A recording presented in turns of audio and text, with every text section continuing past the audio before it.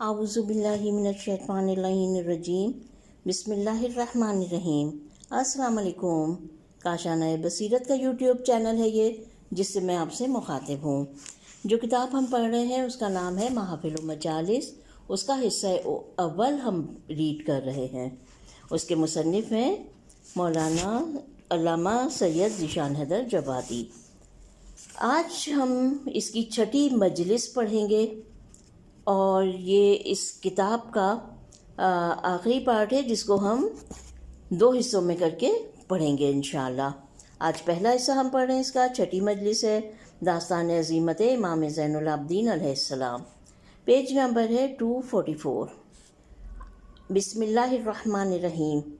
الحمد للہ رب العالمین والصلاة والسلام علی اشرف الاولین والآخرین خاتم النبیین سیدنا و مولانا ابی القاسم محمد، اللہم صلی علی محمد وآل محمد وآلہ الطیبین الطاہرین ولعنۃ اللہ علی اعدائہم اجمعین، اما بعد فقد قال اللہ الحکیم فی کتاب الکریم۔ بسم اللہ الرحمن الرحیم۔ ان علینا للہدی و ان لنا الآخرۃ والأولی۔ ارشاد رب العزت ہوتا ہے، بے شک ہدایت کی ذمہ داری ہمارے اوپر ہے اور دنیا اور آخرت کا اختیار ہمارے ہاتھوں میں ہے۔ آیت کریمہ نے صاف واضح کر دیا کہ رب العالمین نے انسان کی جسمانی تربیت کے ساتھ اس کی روحانی تربیت کی بھی ذمہ داری لی ہے، اور یہ طے کر دیا ہے کہ جس طرح انسان کی پیدائش سے پہلے شکم مادر میں اس کا جسمانی اور مادی رزق فراہم کر دیا تھا، اسی طرح عالم عقل و شعور میں قدم رکھنے سے پہلے اس کی روحانی اور عقلی تربیت کا انتظام بھی ہوگا۔ اس نے ہر دور میں ہادی مقرر کیے، ہر زمانے میں رہنما بنائے اور ایسے پاکیزہ کردار بنائے کہ ان کی زندگی میں عیب و نقص کا کوئی دھبا بھی نظر نہ آ سکا۔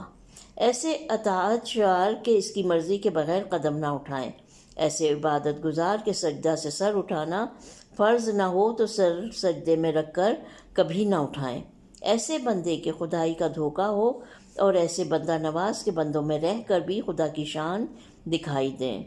عرب کے مشہور شاعر فرزدق نے امام زین العابدین علیہ السلام کی شان میں اسی انداز کی مدح کی تھی کہ اگر تشدد میں لا نہ ہوتا تو یہ ایسے کریم تھے کہ زندگی میں کبھی نہیں نہ کہتے، اور ان کی ہر نہیں ہاں بن جاتی۔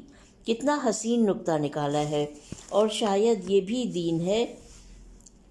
دین ہے واقعہ کربلا کی۔ اگر کربلا کے حادثہ عظمیٰ نے نہیں کی قدر و قیمت نہ سمجھا دی ہوتی تو شاعر کا ذہن اس بلندی کردار تک نہ پہنچ سکتا۔ Page number 245۔ یہ باپ اور بیٹے کے کردار کا اتحاد ہے کہ وہاں نہیں سنائی دی تو بیعت یزید کے نام پر، اور یہاں نہیں سنائی دی تو تشدد کے موقع پر، اور یہ دونوں نہیں باپ اور بیٹے میں مشترک ہیں۔ تشدد میں لا ہے، دونوں کے ہاں ہے، تشدد میں لا ہے، دونوں کے ہاں ہے، اور بیعت یزید سے انکار ہے تو دونوں کے ہاں ہے۔ اور میرا تو جی چاہتا ہے کہ میں فرزدق کے کلمے کو امام حسین علیہ السلام کے انکار بیعت سے ملا کر یہ کہوں کہ جس کے ہاں لا الہ الا اللہ، لا الہ سلامت ہے، اس کے ہاں بیعت یزید سے انکار بھی ہے، اور جہاں بیعت یزید سے انکار نہیں ہے وہاں کلمہ لا الہ بھی ریاکاری ہے، ایمان نہیں ہے۔ اور یہ میں نہیں کہہ رہا ہوں، خواجہ اجمیری کہہ گئے ہیں، حقہ کے بنا لا الہ است حسین۔ اور علامہ اقبال نے بھی اس حقیقت کی طرف اشارہ کیا ہے، نقش اللہ بر صحرا نوشت۔ حسین لا الہ کی بنیاد بھی ہیں اور حسینی اللہ کے نقاش بھی ہیں۔ اب جو حسین کا نہیں وہ نہ لا الہ کا ہے نہ اللہ کا، اور جو لا الہ الا اللہ کا نہیں ہے وہ مسلمان کہے جانے کے قابل نہیں ہے۔ عزیزان محترم، میرا موضوع کلام فلسفہ کربلا نہیں ہے، اور نہ اس وقت اس سلسلے میں کوئی تفصیلی بحث کرنا چاہتا ہوں۔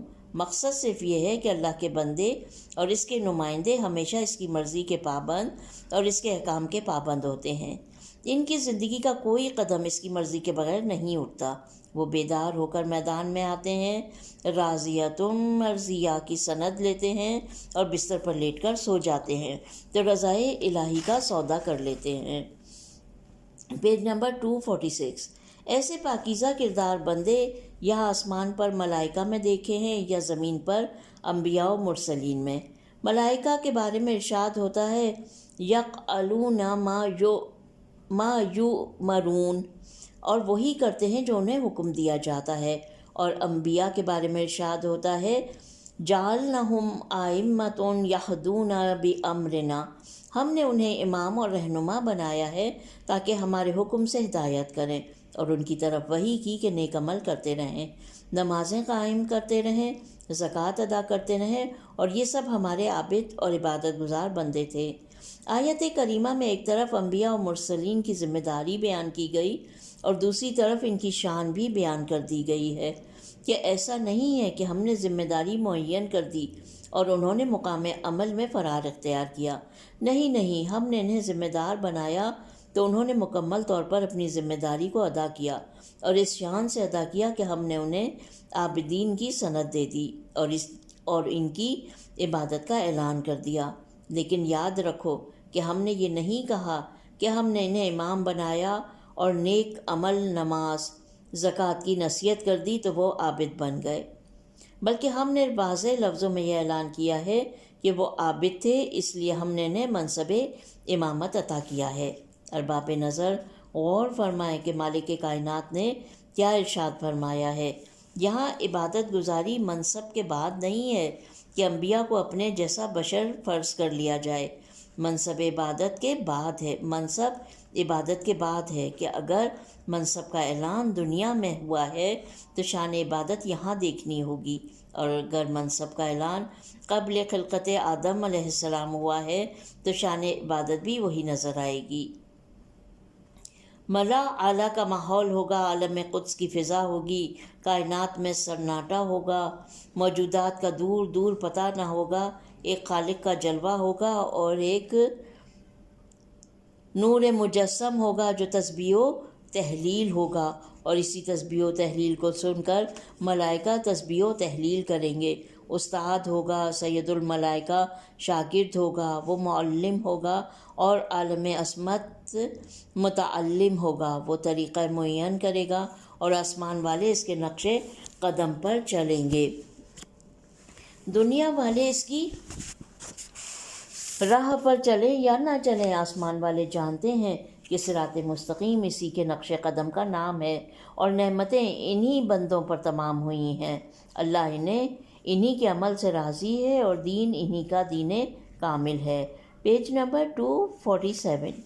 مخلوقات الہی میں دو قسم کی مخلوقات معصوم ہیں جن کے دامن کردار پر خطا و غلطی کا کوئی دھبا نہیں ہے، ایک ملائکہ ہیں اور دوسرے انبیاء و مرسلین، لیکن دونوں میں بنیادی فرق یہ ہے کہ ایک کو اللہ نے اپنے منصب امامت کا اہل سمجھا ہے اور ایک وہ ہے جسے اس منصب کا اہل نہیں سمجھا گیا، اور روز اول ہی اعلان کر دیا گیا کہ تمہاری تسبیح و تحلیل اپنے مقام پر، تمہاری عبادت و بندگی اپنے مقام پر، لیکن ہمارا منصب اس سے بالا تر ہے، اور ہم ہر عبادت گزار، ہر معصوم کردار کو اس کا اہل نہیں سمجھتے۔ اب یہ کہنے کی ضرورت نہیں ہے کہ جو منصب اتنا طیب و طاہر ہو کہ معصوم فرشتوں کو نہ مل سکے اور غیر معصوم بندوں کو کیوں کر مل سکتا ہے۔ میں تو اس سے بالاتر کہنا چاہتا ہوں کہ نگاہ مذہب میں کل عزت آدم یہی ہے کہ انہیں اس عظیم منصب کا اہل قرار دیا گیا جس کے اہل معصوم فرشتے بھی نہیں تھے۔ اسلام میں منصب خلافت فرشتوں کا حصہ نہیں ہے، آدم جیسے نیک کردار انسانوں کا حصہ ہے۔ اب اگر کوئی شخص خلافت و امامت کے منصب سے عصمت کردار کی شرط نکال دے تو وہ عظمت قرآن کا بھی مخالف ہے اور عزت آدم کا بھی۔ اور یاد رکھیے کہ عظمت قرآن سے ایمان وابستہ ہے اور عزت آدم علیہ السلام سے آدمیت وابستہ ہے۔ اس منزل میں راہ حق سے ہٹ جانے والا نہ آدمی رہ سکتا ہے نہ صاحب ایمان۔ Page number 248۔ معصوم مخلوقات میں اللہ نے ایک کو منصب کا اہل بنایا ہے اور ایک کو نہیں، لیکن اس کا مطلب یہ نہیں ہے کہ فرشتوں کے عمل و اخلاص اور ان کے معصوم کردار میں کوئی فرق نہیں ہے۔ نہیں، اس نے خود فرشتوں کے کردار کی بلندی کا اعلان کیا ہے اور ان کی پیدائشی عصمت کو واضح کیا ہے، بلکہ خود آدم علیہ السلام کے مسئلے میں بھی اس حقیقت کی طرف اشارہ کر دیا ہے کہ میرے معصوم فرشتوں، تم منصب خلافت کے اہل نہیں ہو، لیکن تمہارا فرض ہے کہ جب پیکر آدم میں روح ہدایت پھونک دی جائے تو تم سب کے سب سجدے میں گر پڑنا۔ اس انداز سے تمہاری عصمت کا امتحان ہوگا کہ تم کس قدر اطاعت شعار اور فرما بردار ہو۔ صرف منصب کی طلب ہے یا ذوق بندگی بھی ہے؟ ملائکہ نے سجدہ کر کے بتا دیا کہ ہم بندے ہیں اور ہمارا کام بندگی کرنا ہے۔ ابلیس نے سجدہ سے انکار کر کے واضح کر دیا کہ ہمیں صرف منصب کی ضرورت ہے اور وہ نہ ملے گا تو سجدہ بھی نہ کریں گے، اور سجدہ بھی تیرا ہوتا تو شاید کر لیتے۔ لیکن یہ کیا غضب ہے کہ آدم علیہ السلام کے مقابلے میں منصب سے محروم بھی کیا، اور ابھی سی آدم علیہ السلام کو سجدہ بھی کرایا جا رہا ہے۔ یہ ہمارے بس کی بات نہیں ہے۔ ملائکہ اور ابلیس میں یہی فرق ہے کہ ملائکہ میں ہوس منصب نہیں ہے، ذوق بندگی ہے، اور ابلیس میں ہوس منصب ہے، ذوق بندگی نہیں ہے۔ اور یہی میرے کہنے کا مطلب ہے کہ جس میں ہوس منصب کی بجائے ذوق بندگی ہو اسے فرشتوں سے ملایا جائے، اور جس میں ہوس منصب ہو اور خلیفۃ اللہ کے سامنے جھکنے کا حوصلہ نہ ہو اسے ابلیس سے ملایا جائے۔ وہ آدم سے نہیں ملایا جا سکتا۔ Page number 249۔ ملائکہ نے سجدہ کیا اور ساجدین کہلائے، ابلیس نے انکار کیا اور مردود اور بارگاہ الہی قرار پائے۔ اب یہ فیصلہ آسان ہو گیا کہ نگاہ قدرت میں مقرب کون ہے اور ابلیس کون ہے۔ دین الہی میں سجدے کی کیا اہمیت ہے اور سجدہ نہ کرنے کا کیا حشر ہوتا ہے۔ مجھے کچھ زیادہ کہنے کی ضرورت نہیں ہے، صرف ایک لفظ کہہ دینا کافی ہے کہ جب آدم کو سجدہ نہ کرنا ابلیس بنا دیتا ہے تو خود پروردگار عالم کو سجدہ نہ کرنا کیا بنا دے گا، یہ آپ خود فیصلہ کریں۔ اور تصویر کا دوسرا رخ یہ ہے کہ جب آدم کے سامنے سر جھکانے والے ساجدین بن گئے تو زندگی بھر سجدہ پروردگار کرنے والے کس منصب کے حامل ہوں گے اور ان کا کیا مرتبہ ہوگا۔ اس سلسلے میں صرف ایک لفظ کی طرف اشارہ کر دینا کافی ہوگا کہ اللہ نے اپنی دونوں معصوم مخلوقات کا تذکرہ کرتے ہوئے دو لفظیں استعمال کی ہیں۔ انبیاء کے بارے میں لفظ عابدین استعمال کیا ہے اور ملائکہ کے بارے میں لفظ ساجدین۔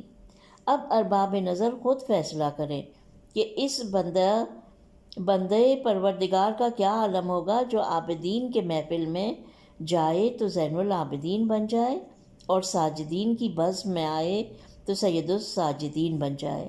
اس کا مقابلہ نہ انبیاء سے ہو سکتا ہے نہ ملائکہ سے۔ وہ انبیاء کے بزم کی رونق ہے تو ملائکہ کے کاروان سجود کا میر کارواں۔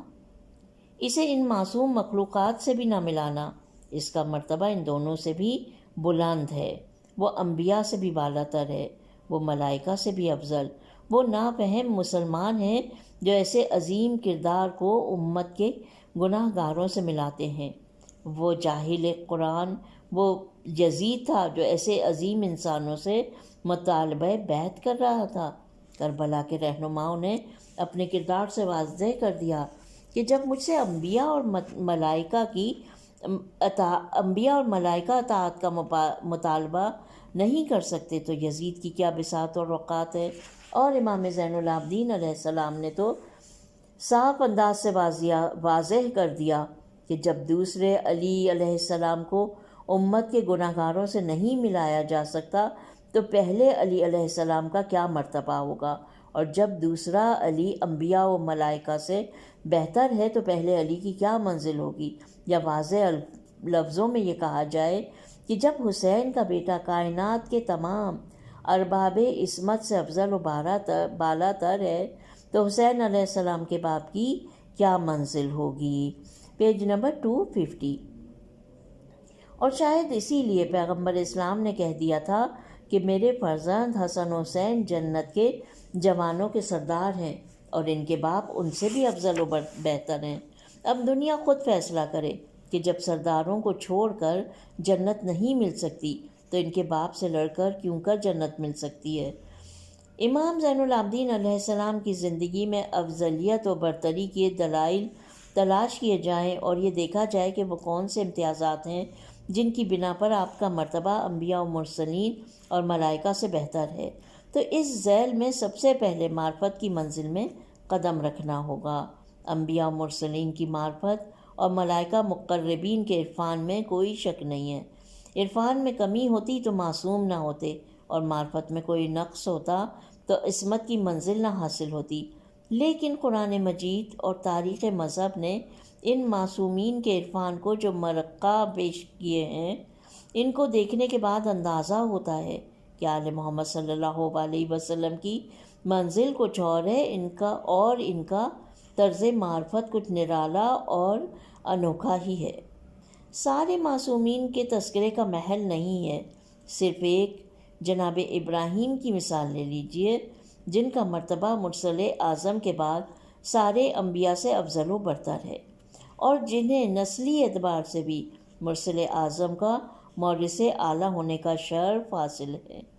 قرآن مجید ان کے بارے میں حکایت کر رہا ہے کہ جب ابراہیم علیہ السلام قوم کے سامنے آئے اور قوم کو گمراہی میں غرق پایا تو کوئی ستارہ پرست تھا، کوئی چاند کو خدا بنائے ہوا تھا، کوئی سورج کی پوجا کر رہا تھا، تو ایک نظر میں سب کی خدائی کو باطل کرتے ہوئے فرمایا کہ اگر یہ سارا خدا ہے تو اگر یہ ستارہ خدا ہے تو ڈوبتا کیوں ہے، اگر یہ چاند خدا ہے تو غروب کیوں ہوتا ہے، اور اگر یہ سورج خدا ہے تو اسے زوال کیوں ہوتا ہے؟ خدا کے لیے تو زوال و غروب نہیں ہے۔ خدا کو زوال آ گیا تو بندوں کا حشر کیا ہوگا، اور خدا ڈوب گیا تو بندوں کا کیا انجام ہوگا؟ انہیں تو ایک چلو پانی بھی نہیں ملے گا کہ اسی میں ڈوب مریں۔ Page number 251۔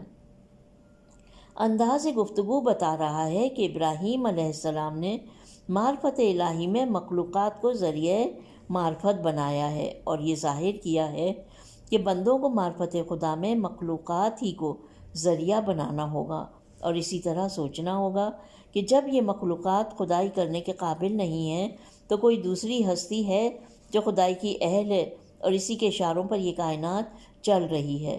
لیکن امام زین العابدین علیہ السلام کا انداز معرفت اس سے جداگانہ ہے۔ آپ دعائے ابو حمزہ سمالی میں بارگاہ اہدیت میں عرض کرتے ہیں، پروردگار، میں نے تجھ کو تیرے ہی ذریعے سے پہچانا ہے، اور تو نے ہی اپنی طرف مجھے دعوت دی ہے، اور تو نے ہی میری رہنمائی کی ہے۔ تو نہ ہوتا تو تیری معرفت نہ ہوتی، اور تیری رہنمائی نہ ہوتی تو کوئی تجھ تک پہنچ نہ سکتا۔ یہ انداز امام زین العابدین کا نہیں ہے، بلکہ آل محمد و آل محمد کا مشترکہ انداز ہے۔ مولا کائنات دعائے صباح میں عرض کرتے ہیں، اے وہ خدا جس نے اپنی ذات کی طرف اپنی ذات ہی سے رہنمائی کی ہے، اس کی معرفت کا کوئی اور ذریعہ نہیں ہے، وہ اپنی معرفت کا خود ذریعہ ہے۔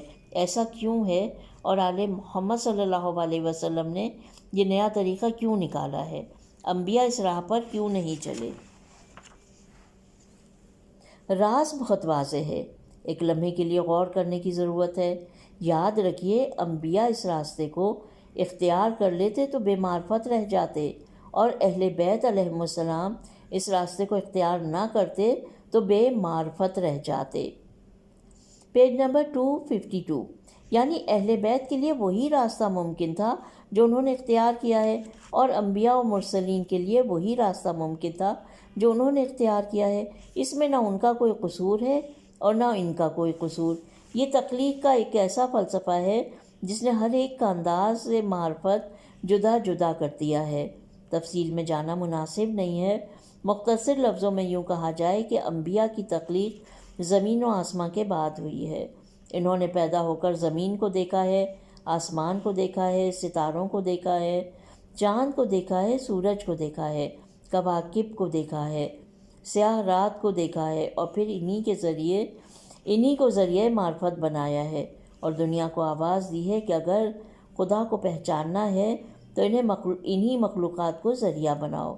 معرفت لے کر آیا ہوں، لیکن اس کائنات میں معرفت کا واحد ذریعہ یہی مخلوقات ہیں جنہیں دیکھ کر خالق کے وجود، اس کے علم و اقتدار اور اس کی حکمت و عدالت کا اندازہ ہوتا ہے۔ اس کے علاوہ کوئی اور راستہ نہیں ہے۔ لیکن آل محمد کی منزل اس سے جداگانہ ہے۔ ان کا نور اس وقت پیدا ہوا ہے جب زمین نہیں تھی، آسمان نہیں تھا، ستارے نہیں تھے، کواکب و سیارات نہیں تھے۔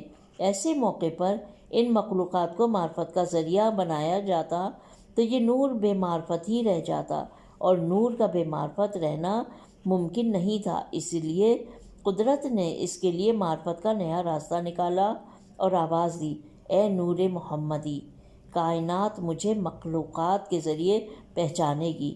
تجھے میں اپنی معرفت براہ راست عطا کروں گا۔ تو نہ زمین کا محتاج ہوگا، نہ آسمان کا، نہ ستاروں کا محتاج ہوگا، نہ کواکب و سیارات کا۔ تیرا انداز الگ ہوگا، تیری منزل الگ ہوگی، اور تجھے اتنا بلند تر بنا دوں گا کہ دنیا مجھے مخلوقات کے ذریعے پہچانے گی، اور میں مخلوقات کو اپنی معرفت تیرے ذریعے سے عطا کروں گا۔ Page number 253۔ مجھے دنیا کے ذریعے پہچانے، سب مجھے دنیا کے ذریعے پہچانیں گے، اور دنیا مجھے تیرے ذریعے پہچانے گی، تاکہ محتاج اور بے نیاز کا فرق واضح ہو جائے، اور اہل دنیا سمجھ لیں کہ جو کائنات کا محتاج ہوتا ہے وہ کون ہوتا ہے، اور جس کی کائنات محتاج ہوتی ہے وہ کون ہوتا ہے۔ اور جب کائنات اپنے وجود میں تیری محتاج رہے گی تو معرفت میں تیری محتاج کیسے نہ رہے گی؟ اور جب سب کو تیرا محتاج بنا دوں گا تو سب تیرے تابع فرمان ہوں گے۔ چاند تیرے اشاروں پر ٹکڑے ہوگا، سورج تیرے اشاروں پر مغرب سے پلٹ آئے گا، پانی تیرے اشاروں پر جواہرات میں تبدیل ہو جائے گا، سنگریزے تیرے اشارے پر کلمہ پڑھنے لگیں گے، اور ملک الموت تیرے اشارے پر تیری زائرہ کی روح کو واپس کر دے گا۔ دنیا پہچان لے کہ تجھے میں نے کچھ اور بنایا ہے اور دنیا کو اور۔